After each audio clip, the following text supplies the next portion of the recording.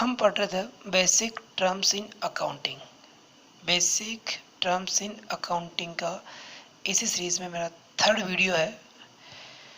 Third video में हम देखेंगे आज सबसे पहले सेल्स के बारे में। सेल्स क्या होता है? तो सेल्स की बात की जाए तो लोकल लैंग्वेज में सेल्स का मीनिंग होता है बिजनेस में जिस किसी आर्टिकल्स को बेचकर विक्रय करके सेल्स करके जो रेवेन्यू जनरेट होती है, या किसी कस्टमर को सर्विस प्रोवाइड करके जो रेवेन्यू जनरेट होती है, जो इनकम होती है, जो हम ग्राहकों से पैसा वसूल करते हैं, उसे हम बोलते हैं सेल्स। और ऑफिशियल लैंग्वेज की बात करें हम लोग, सेल्स का मीनिंग क्या होता है, तो आप फोकस करें बोर्ड पे। Sales are the total revenue from goods. Sales are the total revenue from goods. Sales are the total revenue from goods or service provided to customer. Sales are the total revenue from goods or service provided to customers. छोटा सा meaning है। Sales are the total revenue from goods or service provided to customers को service provide करके या goods देकर जो income generate की जाती है, जो उनसे पैसा लिया जाता है, जो रुपए लिए जाते हैं, उसे हम बोलते हैं सेल्स। ये मेरा था फर्स्ट मीनिंग। क्या था मेरा? सेल्स। आगे बढ़ते हैं हम लोग। अब बात करते हैं हम लोग आगे परचेज रिटर्न्स। पहले हमने देखा था परचेज, फिर हमने देखा सेल्स, अब हम देखते हैं परचेज रिटर्न्स। हम अपनी लैंग्वेज में बात करें तो परचेज रिटर्न का मीनिंग क्या होता है? परचेज रिटर्न का मीनिंग, जो गुड्स हम परचेज करते हैं, जो गुड्स हम लोग परचेज करते हैं, वो हम सप्लायर को वापस लौटा देते हैं। जो गुड्स हम लोग परचेज करते हैं, वही गुड्स हम सप्लायर को रिटर्न कर देते हैं, लौटा देते हैं, उसे बोलते हैं परचेज रिटर्न्स। हम लौटाते क्यों सर? तो लौटाने का रीज़न है हमारे पास, जिस टाइप से हमने ग्राहकों को ऑर्डर सप्लायर को जो ऑर्डर दिया हो, उस ऑर्डर के अनुसार गुड्स नहीं हो, या गुड्स ज़्यादा क्वांटिटी में हो, या गुड्स डिफेक्टिव हो, या गुड्स टूट फूट हो गया हो। ऐसे कई सारे कारण से, ऐसे कई सारे रीजंस हैं जिसकी वजह से हम लोग गुड्स को वापस क्या करते हैं? सप्लायर को लौटा देते हैं। या जिस गुड्स को हमने जिस रेट के अनुसार मंगाया हो, जिस क्वालिटी के अनुसार मंगाया हो, जिस क्वांटिटी में मंगाया हो, जिस प्लेस पे सप्लाई करने के लिए कहा गया हो, ऐसे किसी न किसी डिफेक्ट की वजह से हम लोग क्या करते हैं? गुड्स को सप्लायर को रिटर्न कर देते हैं। तो उसे बोलते हैं हम लोग परचेज रिटर्न्स। तो हम ऑफिशियल लैंग्वेज यानी बुक की लैंग्वेज में बात करें, परचेज रिटर्न किसे कहते हैं, तो फोकस करें बोर्ड पे। Purchase return, goods purchased from the supplier, goods purchase from suppliers. Goods purchase from supplier may be returned due to some defect, so such returned goods known as a purchase returns. So such return goods known as a purchase returns. क्या कहना चाहती है हमारा meaning? क्या कहना चाहता है? Goods जो सप्लायर से हमने गुड्स परचेज किया, हमने उसको लौटा दिया कुछ डिफेक्ट कमियों की वजह से, कुछ डिफेक्ट या कमियों की वजह से, और जो लौटाया गया गुड्स है उसे हम क्या बोलते हैं? Purchase returns. जो लौटाया गया गुड्स है उसे हम बोलते हैं परचेज रिटर्न। राइट। आगे हम देखते हैं सेल्स रिटर्न मीन्स क्या होता है। मैंने समझाया था सेल्स रिटर्न में कि जब कस्टमर को हम गुड्स सेल करते हैं, जब कस्टमर को हम लोग गुड्स सेल्स करते हैं, वो कस्टमर के ऑर्डर के अकॉर्डिंग वो गुड्स नहीं होता, तो कस्टमर क्या करता है? उस गुड्स को वापस बिजनेस के यहाँ रिटर्न कर देता है। बिजनेस के पास क्या था? रिटर्न कर देता है। हो सकता है उसमें साइज, क्वालिटी, क्वांटिटी या रेट ऐसा कोई डिफेक्ट्स रहा हो, ऐसी कोई कमी रहा हो, ऐसी कोई मिस्टेक रही हो, तो जो गुड्स कस्टमर को सोल्ड किया गया था, जो गुड्स कस्टमर को सोल्ड किया गया था, वो किसी कारणवश कस्टमर से वापस रिटर्न होके हमारे बिजनेस में आ जाता है, तो उसे हम बोलते हैं सेल्स रिटर्न। यानी कि ऑफिशियल लैंग्वेज में बात करें, if the goods sold to customer, if the goods sold to customer, then return by the customer due to some defects known as a sales return, known as a sales return. क्या बोलेंगे लोग? If the goods sold to the customer, if goods sold to customer, then written by customer due to some defects known as a sales return। Okay, अब बात करेंगे हम लोग debtors के बारे में। डेटर्स के बारे में। डेटर्स क्या होता है? जिन कस्टमर्स को हम लोग गुड्स उधार बेचते हैं, क्रेडिट बेचते हैं, उधार बोले तो क्रेडिट, उधार मीन्स क्रेडिट। जिन कस्टमर्स को हम लोग क्रेडिट बेसिस पर गुड्स सेल करते हैं, या जिन कस्टमर्स को हम लोग क्रेडिट बेसिस पर सर्विस प्रोवाइड करते हैं। कोई ग्राहक हमारे पास आया और बोलता है 10,000 रुपये का गुड्स चाहिए, मेरे पास कैश अवेलेबल नहीं है, तो हम कस्टमर का बिजनेस में नाम लिखते हैं और उसे 10,000 रुपये के माल की सप्लाई करते हैं, तो उसे बोलते हैं क्रेडिट बेसिस पर गुड्स सप्लाई करना। तो वो कस्टमर्स हमारे बिजनेस के लिए क्या हो गया? डेटर्स हो गया। हम उस कस्टमर से 10,000 रुपये मांगते हैं, तो ये हमारे बिजनेस के लिए क्या कहलाएगा? डेटर्स। किसी कस्टमर्स को हमने सर्विस दी है, सेवाएं दी है और उसका पेमेंट ड्यू है, उसने हमें पेमेंट नहीं किया, तो हमारे बिजनेस के लिए कस्टमर क्या कहलाएगा? डेटर्स। कस्टमर जो होता है, यदि वो उसका कुछ पेमेंट ड्यू चल रहा है, बकाया है, तो कस्टमर हमारे लिए क्या कहलाएगा? डेटर्स। यानी कि कस्टमर को उधार माल बेचना, उधार गुड्स सेल करना क्या कहलाता है? डेटर्स कहलाता है। कस्टमर का किस नाम से जानेंगे? डेटर्स। यहाँ ध्यान दें, डेटर्स मीन्स बुक्स की लैंग्वेज में द पर्सन और फर्म, या तो द पर्सन कोई व्यक्ति हो सकता है या कोई फर्म हो सकती है। कोई फर्म को हम लोग गुड्स उधार भेज सकते हैं, तो यह क्या लिखा? द पर्सन या firm to whom goods have been sold on credit, focus करना, क्या लिखा पे? क्रेडिट। और service rendered on credit, service दी गई है, वो भी किस बेसिस पर?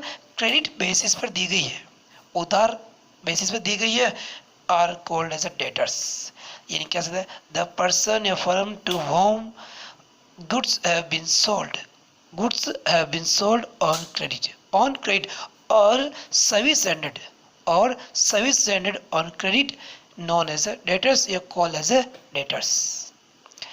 यानी ग्राहकों को हम जब उधार माल बेचते हैं तो ग्राहक हमारे लिए क्या बन जाता है? डेटर्स बन जाता है।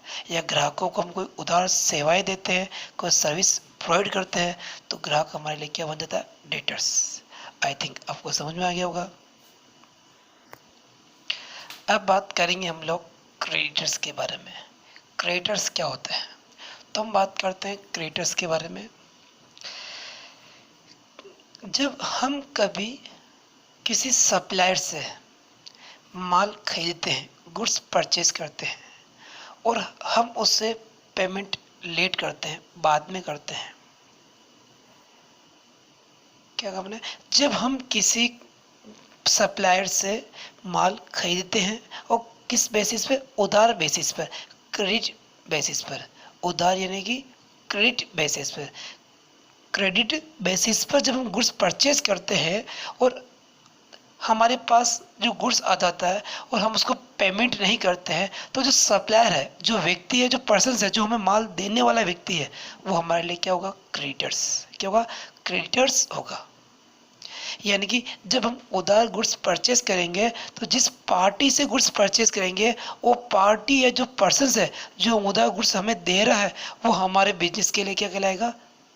क्रेडिटर्स कहलाएगा, जिन्हें फ्यूचर में हमें पेमेंट करना होगा। हमने किसी पर्सन से या किसी फर्म से हमने क्या लिया हुआ, कोई सर्विस ली हुई है, वो भी किस बेसिस पर, क्रेडिट बेसिस पर। किस बेसिस पर, क्रेडिट बेसिस पर। यदि हमने किसी पर्सन या पार्टी से कोई सर्विस ले रखी हो या गुड्स परचेज कर रखा है, उस पार्टी को पेमेंट करना ड्यू है, बकाया है, तो वह पार्टी हमारे बिजनेस के लिए क्या कहलाएगी, क्रेडिटर्स कहलाएगी। यानी कि ऑफिशियल लैंग्वेज में क्रेडिटर्स का मीनिंग क्या होता है, क्रेडिटर्स आर पर्सन और फर्म। क्रेडिटर्स आर पर्सन और फर्म।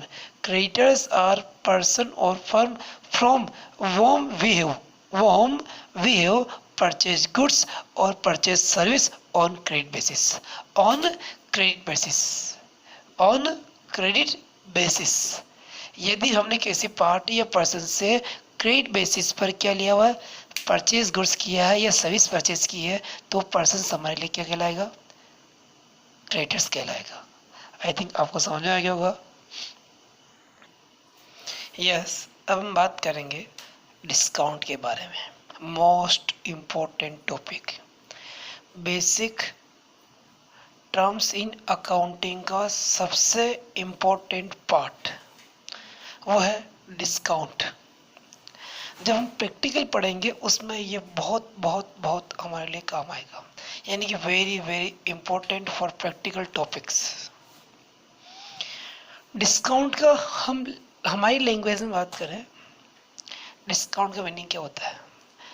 डिस्काउंट का मीनिंग होता है प्राइस जो लिखी हुई है, कैटलॉग प्राइस है, लिस्ट प्राइस है, उसमें से कुछ रिडक्शन करना, कम करना। जो वैल्यू कम होती है उसे बोलते हैं डिस्काउंट। मतलब कि जो प्राइस लिखी गई है, जो प्राइस के लिस्ट प्राइस में सूची में छपी हुई है, लिखा हुआ है, उसमें कुछ कम मूल्य पर लेन देन करना। तो जो लिखा हुआ प्राइस और जो कम मूल्य है उसका जो बीच का गैप होता है वो क्या कहलाता है, डिस्काउंट कहलाता है। ये डिस्काउंट का मीनिंग को पूछता है तो आप अपनी ऑफिशियल बुक लैंग्वेज में क्या बोलेंगे, any type of reduction in the price, any type of reduction, any type of reduction in the price of the goods by the business entity is to customer called as a discount. Discount is two types। अब बस meaning देना discount का। Discount क्या होता है, price में किसी भी प्रकार की बिजनेस के द्वारा कमी की जाती है। प्राइस में किसी भी प्रकार की कमी, रिडक्शन का मतलब होता कमी, रिडक्शन मीन्स कमी करना। एनी टाइप, किसी भी प्रकार की कमी की जाती हो प्राइस के अंदर, माल की कीमत में, माल की कीमत में बिजनेस द्वारा माल की कीमत में किसी भी प्रकार से कमी की जाती है तो उसे हमें ग्राहक के लिए तो हम उसे किस नाम से जानते हैं, डिस्काउंट के नाम से जानते हैं। लाइन सुनो बस। Discount means any type of reduction in the price of the goods by the business entity to its customer called as a discount. यानी ग्राहकों के लिए माल बेचते समय उनकी प्राइस में जो वैल्यू कम की जाती है उस कमी को हम किस नाम से जानते हैं, डिस्काउंट के नाम से जानते हैं। किस नाम से जानते हैं, डिस्काउंट के नाम से जानते हैं। अब बात करते हैं हम लोग, डिस्काउंट के टू टाइप होते हैं। कितने होते हैं, टू टाइप। एक तो होता है कैश डिस्काउंट और एक होता है ट्रेड डिस्काउंट। तो हम पहले बात करेंगे ट्रेड डिस्काउंट की। डिस्काउंट टू टाइप के होते हैं, डिस्काउंट टू टाइप के होते हैं। फर्स्ट बात करेंगे हम लोग ट्रेड डिस्काउंट की और सेकंड बात करेंगे हम लोग कैश डिस्काउंट की। ट्रेड डिस्काउंट क्या होता है, फोकस करें, बहुत अच्छा है, ये प्रैक्टिकली आता है। जब गुड्स की क्वांटिटी इंक्रीज करने के लिए, जब बिजनेस का डीलर बिजनेस क्या करता है, अपनी बिजनेस की सेल्स इंक्रीज करने के लिए, किसके लिए, सेल्स इंक्रीज करने के लिए जो क्वांटिटी बेस्ड जो डिस्काउंट दी जाती है, जो प्राइस कम की जाती है, उसे बोलते हैं ट्रेड डिस्काउंट बोलते हैं। जो बिजनेस के लिस्ट प्राइस होती है, कैटलॉग प्राइस होती है, उस कैटलॉग प्राइस में हम लोग क्या करते हैं, वैल्यू रिड्यूस करते हैं ताकि कस्टमर्स हमसे ज़्यादा से ज़्यादा माल लेके जावे। मान लो कोई पर्सन हमसे लेने आया कि मुझे 10 दर्जन पेन चाहिए। मैंने कहा 1 दर्जन पेन की कीमत 50 रुपये है, 10 दर्जन पेन की कीमत 10 डजन पेन की कीमत 500 होती है। मैंने कहा यदि आप मेरे से 20 डजन लेते हैं तो मैं आपको एक्स्ट्रा डिस्काउंट दूंगा। वो लेने कितने आया था? 10 डजन मेरे से पेन लेने आया था। मेरी MRP रेट बनती है 500 रुपये। मेरी लिस्ट प्राइस जो है, होलसेल प्राइस जो है, वो कितनी 500 बनती है। एक डजन की कीमत कितनी है? 50 रुपये। लेकिन मैंने इसको कह दिया आप मेरे यहाँ से 10 डजन की बजाय 10 डजन की बजाय 20 डजन्स लेके जाए, 20 डजन्स लेके जाए, मैं आपको 5% एक्स्ट्रा डिस्काउंट दूंगा। तो 10 डजन की कॉस्ट मेरे पास आती है 500 रुपीज़, तो 20 डजन की कॉस्ट आती है 1000। कितनी आती है? 1000 आती है। बट मैंने उनको कमिटमेंट किया मैं आपको 5% डिस्काउंट दूंगा यदि आप 20 डजन परचेज करते हैं। और एग्री हो गया तो मैंने 1000 का 5%, 1000 का 5% उसको मैंने डिस्काउंट दिया 50 रुपीज़ का। तो मैंने 950 रुपीज़ में उसको 20 डजन पेन सेल किए, 20 डजन पेन सेल्स किए। तो ये डिस्काउंट क्या कहलाएगा? Trade discount. क्वांटिटी इंक्रीज करने के लिए जो सेल्स पर डिस्काउंट दिया जाता है, क्वांटिटी इंक्रीज करने के लिए सेल्स पे जो डिस्काउंट दिया जाता है, लिस्ट प्राइस में से जो वैल्यू कम की जाती है, कैटलॉग प्राइस में से जो वैल्यू कम की जाती है, उसे बोलते हैं ट्रेड डिस्काउंट। यानी कि when a dealer goods, when a dealers goods is allowed reduction in the list price, reduction in the list price known as a trade discount. Trade discount का मेन मोटो, मेन ऑब्जेक्ट होता है sales increase. क्या होता है? Sales increase करना, right. अब बात करूँ cash discount.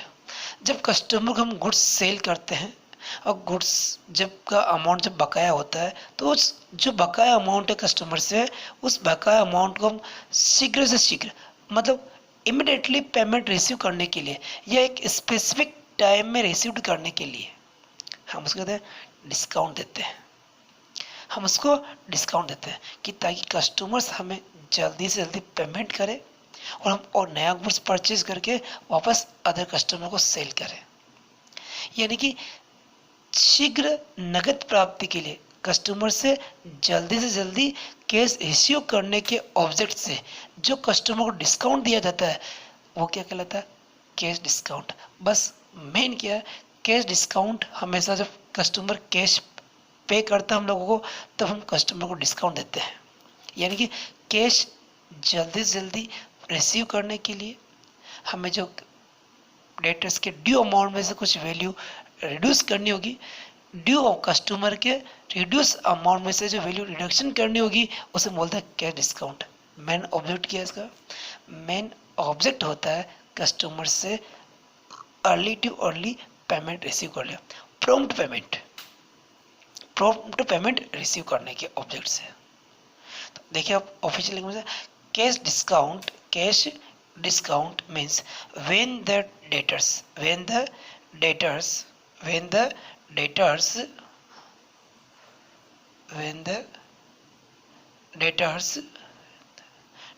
are allowed some reductions, when the debtors are allowed some reduction in the amount due, customer के ड्यू अमाउंट में से कुछ अमाउंट हम कम करते हैं टू मेक प्रॉम्प्ट पेमेंट और payment with in specific time. यदि कस्टमर हमें इमीडिएटली पेमेंट देता हो, प्रॉम्प्ट पेमेंट देता हो, या एक स्पेसिफिक 3 दिन 4 दिन 5 दिन 7 दिन के अंदर अंदर पेमेंट करता है, स्पेसिफिक टाइम पीरियड के अंदर पेमेंट करता है, तो जो कस्टमर का ड्यू अमाउंट है उसमें से हम कुछ कम अमाउंट रिसीव कर लेंगे। ड्यू मान लो 950 रुपीज़ कस्टमर से ड्यू है, कस्टमर ने कहा कि मैं आपको 930 रुपीज़ इमीडिएटली पे कर रहा हूँ, तो हम 20 रुपीज़ का जो डिस्काउंट देंगे वो क्या कहलाएगा? कैश डिस्काउंट कहलाएगा। क्या कहलाएगा? कैश। मैंने बताया था कस्टमर को हमने 1000 का गुड सेल किया, बट उसने क्वांटिटी में ज़्यादा लिया था, हमने उसको 50 रुपीज़ डिस्काउंट दिया। 50 रुपीज़ डिस्काउंट कराया था, वो ट्रेड डिस्काउंट। क्या कहलाता? Trade discount. अब 950 रुपीज़ हमारे ड्यू थे, 950 रुपीज़ ड्यू थे, उसमें से कस्टमर ने कहा कि मैं आपको इमीडिएटली पेमेंट कर रहा हूँ बट मुझे और डिस्काउंट चाहिए, तो हमने उसको 20 रुपीज़ का और डिस्काउंट दिया, तो क्या कहलाएगा? Cash discount. यानी कि when the debtors are allowed some reduction in the amount due to make prompt payment or payment within a specific time, it is a called as a cash discount. It is a called as a cash discount. ये बड़ा important है। इसमें आगे मैं topic पढ़ूंगा, difference between cash discount and trade discount, जो कई बार हमारे हाफ ईयरली एग्जाम में आने के लिए इम्पोर्टेंट होता है। क्या बताया हम लोग को, कैश डिस्काउंट और ट्रेड डिस्काउंट में डिफरेंस बड़ा इंपॉर्टेंट है। हम आगे पढ़ेंगे इसके बारे में। Thank you.